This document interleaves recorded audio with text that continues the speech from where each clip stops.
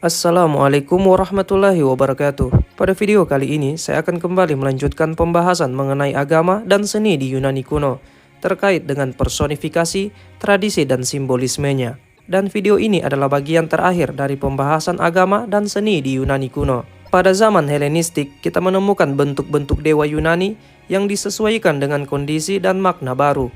Dengan keberhasilan Alexander Agung dalam melakukan penaklukan, bahasa dan peradaban Yunani kemudian menyebar ke dunia timur. Dan penyebaran ini juga mencakup bentuk-bentuk artistik kuil Yunani. Meskipun bentuk-bentuk itu juga dimodifikasi oleh kepercayaan atau pengaruh lokal. Demikian pula yang terjadi pada hari ketika Kekaisaran Romawi menaklukkan Yunani, sehingga pengaruh bangsa ini menyebar ke barat, di mana para dewa Yunani juga kemudian diadopsi dan disesuaikan dengan makna mitologis yang baru. Seni Yunani secara praktis menjadi kosmopolitan dan pengaruhnya meluas. Namun di saat yang bersamaan, sifat dasarnya yang seharmoni dengan imajinasi bangsa Helenik kemudian hilang atau dikaburkan. Alasan ini membuat kita menjadi lebih bisa memahaminya. Tapi pada saat yang bersamaan pula, hal ini dirasa menjadi kurang instruktif dalam hubungannya dengan konsepsi keagamaan. Dalam seni pada zaman Helenik dan Yunani Romawi, kita menjumpai dua kecenderungan utama. Yang satu menuju generalisasi akademik, sementara yang lain menuju realisme yang berlebihan, sehingga keduanya sering digabungkan dengan pengerjaan teatrikal atau sensasional. Yang terakhir malah lebih menarik bagi kita, karena sebagian lebih asli, dan sebagian lain lebih sesuai dengan praktik artistik modern. Kedua kecenderungan itu sama sekali tidak dibedakan secara kaku. Misalnya kita sering menemukan pengerjaan teatrikal yang dikombinasikan dengan karya akademis. Secara keseluruhan, ini terlihat pada jejak elektisme, yaitu kebiasaan meniru atau memproduksi yang seringkali dilakukan dengan menggunakan cara yang tidak cerdas, alat-alat, dan bahkan gaya seni pada masa sebelumnya. Ini bukan berarti tidak ada karya seni besar yang dibuat pada zaman Helenistik. Tradisi-tradisi baik yang ada pada abad ke-5 dan ke-4 tidak hilang dengan mudah. Namun lahirnya inspirasi dari subjek sepanjang masih ada memang berasal dari sumber-sumber yang baru dan berbeda. Jika pertama kita mempertimbangkan patung-patung dewa-dewi Yunani yang lebih tua, sering pada patung-patung itu kita menjumpai kecenderungan-kecenderungan individualitas pada abad keempat yang dibawa lebih jauh, bahkan kadang-kadang sampai ekstrim, sehingga patung-patung itu menjadi karya-karya sentimental atau penuh semangat zaman Helenistik. Pada patung-patung itu ada sesuatu yang terkesan berpengaruh dan dramatis. Seolah patung-patung itu tidak sekedar mengekspresikan karakter individu para dewa dengan suasana hati dan tindakan, namun juga menjadi penggambaran karakter mereka. Dan kenyataannya patung-patung itu, alih-alih mengekspresikan individualitas, malah sekedar menjadi wujud tiruan. Ini mungkin akan mengulangi pernyataan yang sering diungkapkan tentang para dewa di abad keempat. Namun seringkali sentuhan berlebihan yang dihindari insting dan apresiasi seni yang baiklah yang menandai karya para pematung sebelumnya. Dari penggambaran ini, kita kemudian mengetahui bahwa kecintaan terhadap tampilan dan efek yang ditimbulkan sebuah karya seni menyiratkan bahwa para seniman sebenarnya lebih memikirkan keahlian mereka daripada gagasan yang ingin mereka ekspresikan. Di zaman Helenistik, kita bisa melacak tidak hanya ada tradisi seni awal, namun juga pengaruh langsung dari para ahli abad keempat. Ini bisa kita lihat pada kultus kecantikan yang dilakukan Praxiteles untuk kepentingannya sendiri. Semangat dan kekuatan dramatis Kopas untuk cenderung mengalegorikan subjek dengan patung-patung berukuran raksasa yang mungkin kita lihat, serta banyaknya karya seni berkualitas karya Lysippos. Kita telah memperhatikan bagaimana pada Apollo Belvedere ada kesan pose teatrikal yang mungkin diperkenalkan oleh penirunya, atau pada tingkat apapun dibesar-besarkan dengan meniru bentuk sebelumnya. Dan pada Venus de Medici, kita juga melihat gestur menghina yang sopan, dan gestur ini kita pahami sebagai parodi Afrodit dari Knidos. Bahkan pada patung seperti Venus de Milo, sang seniman tampak menunjukkan upaya untuk kembali ke cita-cita yang lebih mulia dan bentuk-bentuk sederhana yang lebih bermanfaat seperti zaman sebelumnya. Dan kita juga bisa melihat ada sesuatu yang artifisial dan konvensional tentang figur dan kain penutupnya. Meskipun memiliki tujuan dan pencapaian tertinggi, orang bisa merasakan bahwa pematung berusaha mencerminkan pengaruh baik para pendahulunya daripada mewujudkan konsepsi keagamaan saat ini. Pengaruh seni personifikasi untuk agama mungkin terasa lebih kuat daripada pengaruh lain selama periode ini. Personifikasi seperti itu memang ada pada masa sebelumnya, seperti yang bisa kita lihat pada patung karya Kepisodotos, di mana Iren, sang dewi kedamaian, tengah menyusui bayi Plutus yang kelak menjadi dewa kekayaan.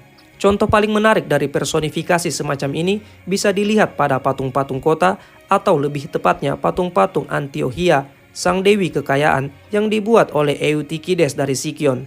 Pengaruh seni keagamaan terhadap kota atau negara memang sangat mencolok pada abad kelima. Namun di sini kita menjumpai bagaimana kota itu digambarkan oleh sebuah patung yang hanya pada pandangan pertama memberi alegori situasi di sana. Cara bagaimana sosok itu ditempatkan dengan posisi setengah berbalik dengan kaki yang bertumpu di pinggir sungai di bawahnya tampaknya menjadikan patung itu menjadi simbol artifisial.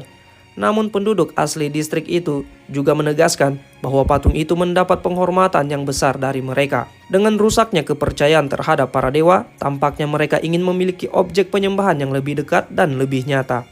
Kita bisa melihat kecenderungan yang sama tentang pendewaan manusia dalam bentuk yang lebih ekstrim. Meskipun patung para pahlawan atau pendiri sebuah kota ditempatkan di sana, penggambaran mereka tidak berada di tingkat yang sama dengan para dewa. Penyembahan terhadap Alexander Agung dan peniruan sosoknya sebagai penggantinya membuat dia ditempatkan pada tingkat keilahian yang jelas.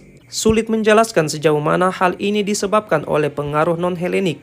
Dalam kasus Alexander, penyembahan itu mudah dipahami karena dia memang berhasil melakukan pencapaian yang luar biasa, yang hampir sama dengan manusia super, karena bisa memberikan solusi atas drama hebat yang terjadi di wilayah timur dan barat. Kita tidak hanya menemukan bahwa Alexander digambarkan sebagai dewa, namun juga ekspresi dan ciri-cirinya kemudian memengaruhi patung-patung pada masanya. Bahkan dia digambarkan sebagai para dewa itu sendiri. Kepalanya muncul menjadi gambar di koin, sebuah kehormatan yang pada waktu sebelumnya tidak diberikan pada manusia biasa. Dalam kasus lain, penyembahan terhadap manusia mencapai puncaknya dan kemudian ini melahirkan rasa malu bagi orang Yunani. Maka ketika Demetrius I dari Makedonia membebaskan Athena, kota itu dipenuhi nyanyian pujian. Bahkan nyanyian pujian itu digubah untuk menghormatinya. Nyanyian yang kemudian kita jumpai sampelnya diabadikan. Setelah menyambut kedatangannya pada saat yang sama dengan digelarnya perayaan untuk Demeter, penyair memanggilnya seperti ini.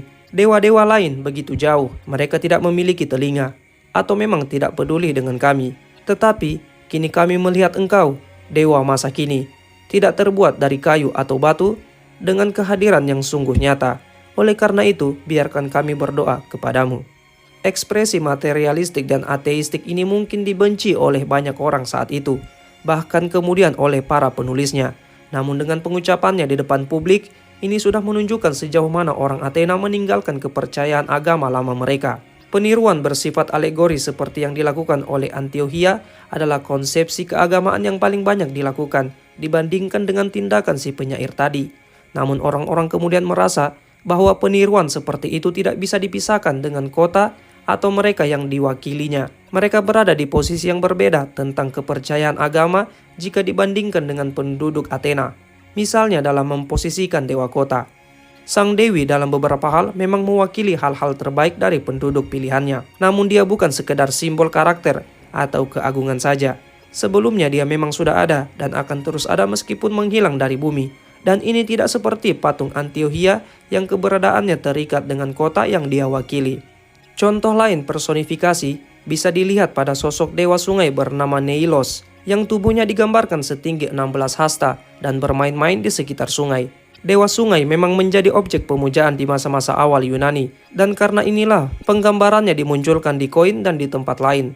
Tetapi patung Neilos yang merupakan produk seni Alexandria tidak digambarkan seperti dewa-dewa sebelumnya yang dipandang sebagai pemberi kesuburan. Patung itu sekedar alegori sungai yang dibuat oleh seorang seniman modern yang tidak berpura-pura percaya dengan keberadaan dewa sungai antropomorfik semacam itu. Patung itu tidak bisa dianggap sebagai bagian dari seni keagamaan sama sekali.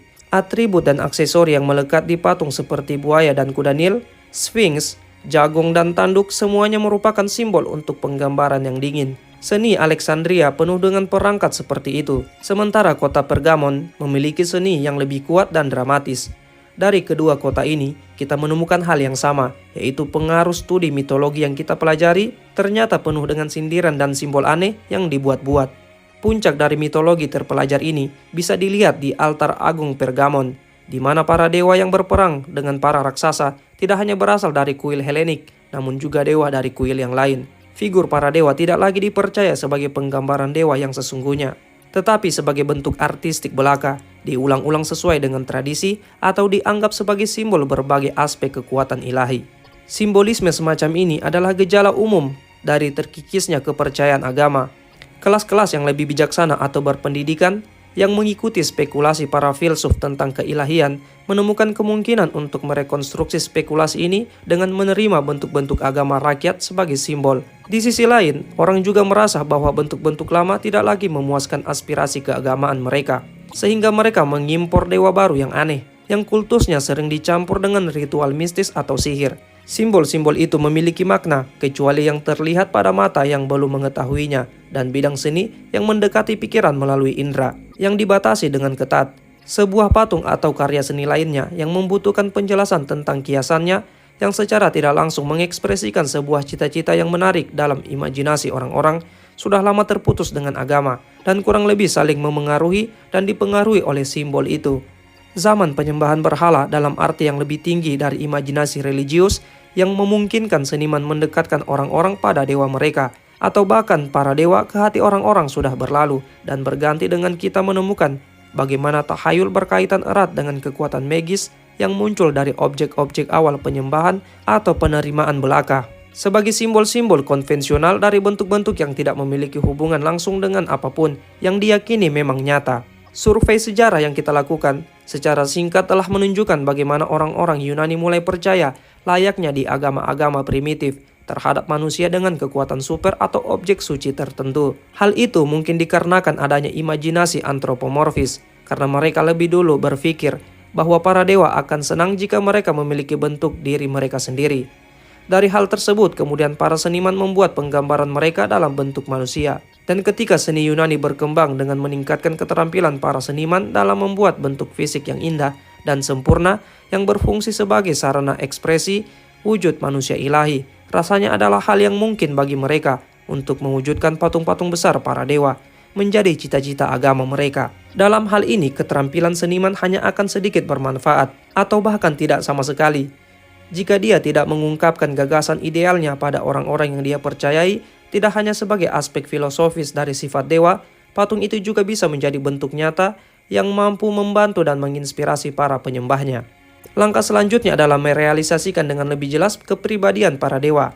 Namun dengan membuat sifat mereka sedekat mungkin dengan manusia, ini akan membuat penyembahan terhadap penggambaran mereka kurang mudah diterima dalam arti literal. Sementara ibadah yang dilakukan orang biasa akan terasa lebih memasuki fase yang lebih material dan kurang mulia. Hasilnya, patung-patung itu cenderung sekedar menjadi simbol tradisi, sementara orang-orang tidak lagi mencari inspirasi serta persekutuan yang konon didapatkan dari penggambaran ideal para dewa. Ketika cara Tuhan dan manusia bersatu, baik dengan melakukan pelayanan yang khusyuk atau melakukan penyembahan terhadap penggambaran yang dianggap menjadi bentuk duniawi sang dewa, dirasa sekedar menjadi perangkat manusia, saat itulah kekuatan agama sudah gagal. Di sisi lain, ketika kita mengetahui bahwa agama dan seni bersatu untuk menyediakan sarana melakukan hubungan dengan sesuatu yang bersifat ketuhanan, kita juga bisa mengetahui bahwa penyembahan berhala dalam bentuk tertinggi tidak hanya sekedar menjadi aksesori pelayanan keagamaan, namun juga menjadi pemuas kebutuhan mereka untuk beribadah dan mendapatkan inspirasi. Demikianlah pembahasan mengenai agama dan seni di Yunani kuno terkait dengan personifikasi, tradisi, dan simbolismenya. Semoga materi ini dapat memberikan sedikit tambahan informasi dan ilmu pengetahuan bagi kita tentang sejarah Yunani kuno. Mohon maaf jika ada kesalahan dalam penyampaian saya ucapkan terima kasih dan sampai jumpa di video selanjutnya.